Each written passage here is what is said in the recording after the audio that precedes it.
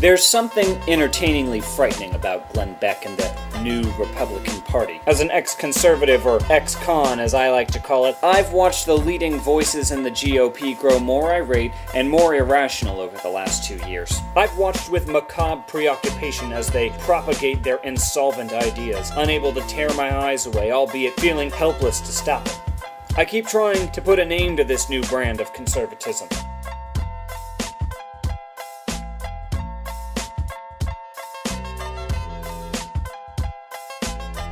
I could understand the neoconservatives of the last 8 years. They simply combined the bastardized, anarchic free market policies of Reagan with corporate populism. Thus, trillion-dollar tax cuts for the wealthy, the epitome of deregulated markets for the big guys of industry, finance, and energy, and unmitigated spending on special interests and defense without ever once considering how to pay for the biggest expansion of government since LBJ.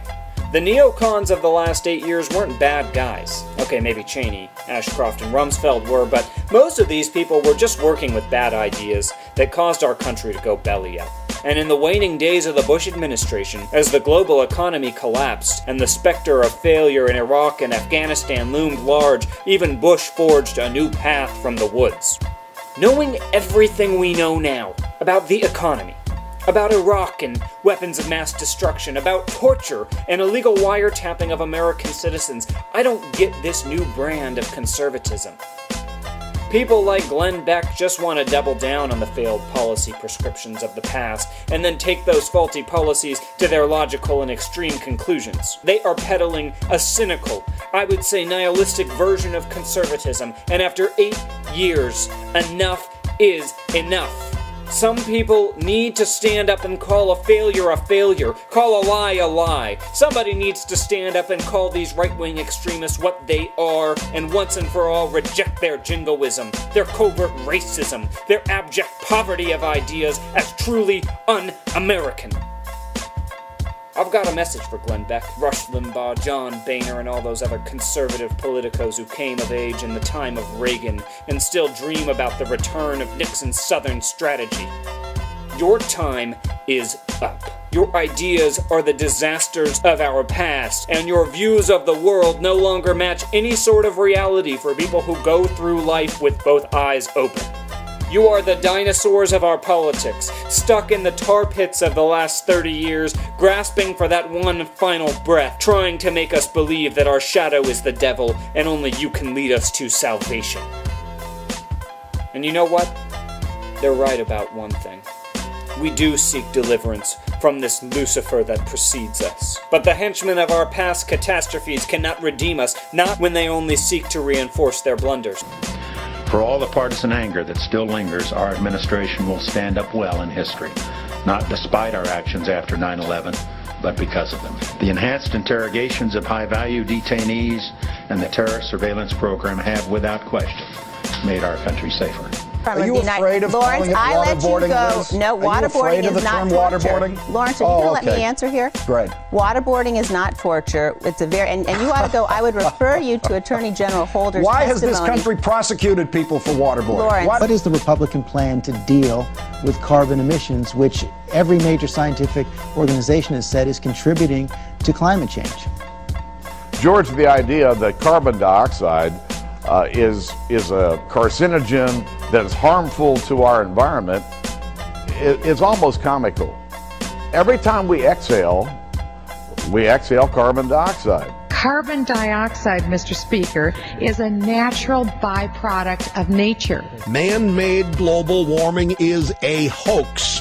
So the way I see it, we have two choices. Sit back and let these right-wing extremists hijack our country one last time, or we take a stand, right here and right now, and declare a new vision and a new social contract for the United States of America. Will you stand with me? Will you rise up against the tyranny of dead ideas? Will you draw bright lines in the sand and declare that in America it is unacceptable for 50 million people to go without health care? In America, it is unconscionable to turn our backs on the coming and crushing tide of climate change and the crunch of fossil fuels as an energy source. In America, it is unbelievable that half of all teenagers don't understand basic fractions, that half of all 9-year-olds can't perform basic arithmetic. In the greatest and wealthiest country on earth, it is unallowable that 40 million people live below the poverty line in ghettos like South Central LA and the South Side of Chicago. In America, something is wrong when 1 in 3 black men will go to prison at some point in their lives, when more people die every year from a lack of health insurance than car accidents, when 16% of our young people drop out from high school, when we spend more money on public works, infrastructure projects, and law enforcement in Iraq and Afghanistan than we do right here at home. Something is wrong in America. And with a government of, by, and for the people, nobody is going to fix it but us. Now we need to dig deep. We must go to the well of the American spirit and once again step up to the challenges this juncture in history presents us. America never shirked from the problems of our past, and once more history has called upon us to sow the seeds for a better tomorrow. America is calling for us. Lady Liberty's knocking at our door. She needs our help. She needs our voices in the streets. Are you listening? Will you take the call? Will you step up to the challenges our time presents?